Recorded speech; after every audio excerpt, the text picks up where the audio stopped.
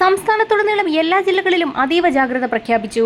കൊല്ലം, കോട്ടയം ജില്ലകൾക്ക് പിന്നാലെ മലപ്പുറം ജില്ലയിലും തട്ടിപ്പ് സംഘം വ്യാപകമായതോടുകൂടിയാണ് അതീവ ജാഗ്രത പാലിക്കണമെന്ന് മുന്നറിയിപ്പ് പുറത്തുവിട്ടത്. ഡോക്ടർമാർ, എഞ്ചിനീയർമാർ തുടങ്ങി ബാങ്ക് ഉദ്യോഗസ്ഥർക്ക് പോലും പണം നഷ്ടമായി. ഇവരെ സൂക്ഷിച്ചില്ല എങ്കിൽ നിങ്ങളുടെ അക്കൗണ്ട് പോലും കാലിയായേക്കും.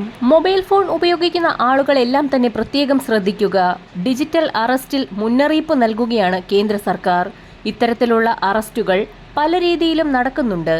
അതുകൊണ്ട് തന്നെ പൊതുജനങ്ങൾ ജാഗ്രത പാലിക്കണമെന്ന് മുന്നറിയിപ്പിൽ വ്യക്തമാക്കുന്നു. ഡിജിറ്റൽ അറസ്റ്റ് പോലെയുള്ള ഒരു സംവിധാനവും നിയമത്തിലില്ല എന്നുള്ള കാര്യവും പൊതുജനങ്ങൾ അറിഞ്ഞിരിക്കേണ്ടതാണ്. ഇതൊരു വലിയ തട്ടിപ്പാണ്. സമൂഹത്തിന്റെ ശത്രുക്കളായ ഒരു സംഘം ക്രിമിനലുകളാണ് ഇതിന് പിന്നിലെന്നും പ്രധാനമന്ത്രി തന്നെ ഓർമ്മിപ്പിച്ചിരിക്കുകയാണ്.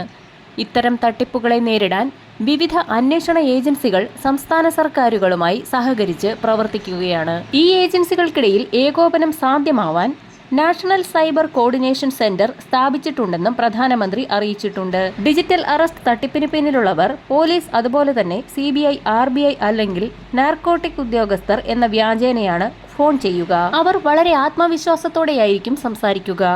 ആദ്യഘട്ടത്തിൽ വ്യക്തികളുടെ സ്വകാര്യ വിവരങ്ങൾ ചോർത്തിയെടുക്കാനാണ് ശ്രമിക്കുക. പിന്നീട് ഭയത്തിന്റെ അന്തരീക്ഷം സൃഷ്ടിക്കും. നിങ്ങൾ ചിന്തിക്കാൻ പോലും കഴിയാത്ത വിധം അവർ നിങ്ങളെ ഭയപ്പെടുത്തും. മൂന്നാം ഘട്ടത്തിലാണ് സമയവുമായി ബന്ധപ്പെട്ടുള്ള സമ്മർദ്ദമുണ്ടാവുക. എല്ലാ വിഭാഗങ്ങളിൽ നിന്നുള്ളവർ ഡിജിറ്റൽ അറസ്റ്റിന്റെ ഇരകൾ ആയിട്ടുണ്ട് എന്നുള്ള കാര്യം പ്രത്യേകം ശ്രദ്ധിക്കുക. കഷ്ടപ്പെട്ടുണ്ടാക്കിയ പണമാണ് പലർക്കും നഷ്ടമായിരിക്കുന്നത്. നിങ്ങൾക്ക് എപ്പോഴെങ്കിലും ഇങ്ങനെയൊരു കോൾ വന്നാൽ പ്രത്യേകം ശ്രദ്ധിക്കുക. ഒരു അന്വേഷണ ഏജൻസിയും ഫോണിലൂടെയോ വീഡിയോ കോളിലൂടെയോ ഇങ്ങനെയുള്ള ഒരു ചോദ്യം ചെയ്യലുകളും നടത്തുന്നില്ല എന്നുള്ള കാര്യം പ്രത്യേകം ശ്രദ്ധിക്കുക. ഡിജിറ്റൽ സുരക്ഷ 3 ഘട്ടങ്ങളുണ്ട്. നിർത്തുക, ചിന്തിക്കുക, നടപടിയെടുക്കുക. സാധ്യമെങ്കിൽ ഒരു സ്ക്രീൻഷോട്ട് എടുത്ത ശേഷം റെക്കോർഡ് ചെയ്യുക. ഒരു സർക്കാർ ഏജൻസികളും ഫോണിലൂടെ ഇത്തരത്തിൽ ഭീഷണിപ്പെടുത്തുകയോ പണം ആവശ്യപ്പെടുകയോ ചെയ്യുകയില്ല എന്നും പ്രധാനമന്ത്രിയുടെ അറിയിപ്പിൽ വ്യക്തമാക്കുന്നു. പ്രധാനമന്ത്രി തന്നെ ജനങ്ങളുമായി സംവദിച്ച ഒരു മുന്നറിയിപ്പിന്റെ വിശദ വിവരങ്ങളാണ് നിങ്ങളുമായി പങ്കുവച്ചത്. അറിയിപ്പ് കൂടുതൽ ആളുകളിലേക്ക് ഷെയർ ചെയ്തെത്തിക്കുക.